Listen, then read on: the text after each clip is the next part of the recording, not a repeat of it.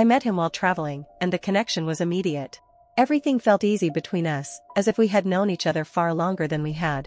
While he was in the shower, I received a call saying my mother had suffered a heart attack.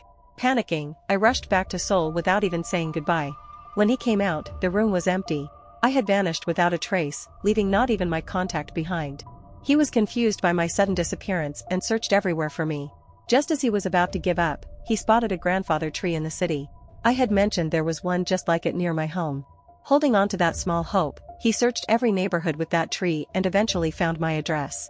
That day, he waited under the tree from sunrise to sunset, but I never appeared. At that time, I was at the hospital taking care of my mother. The surgery costs were overwhelming. Because of my sister, our home was mortgaged, and debt collectors could appear at any moment. Desperate for work, I applied everywhere I could, but I lacked the necessary qualifications.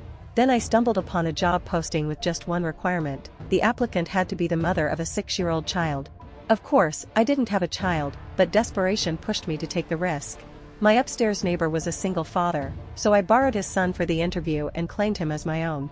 The next day, I walked into the interview room and froze. The interviewer was sitting there, the man I had disappeared on. The man I had never stopped thinking about. He was stunned. The woman he had fallen for had turned out to be a married mother. In an instant, his hopes shattered into disappointment. He couldn't accept that the woman he cared for had deceived him. I wanted to explain everything, but I couldn't. I needed the job, so I kept lying. I could feel his anger and disappointment growing heavier by the day.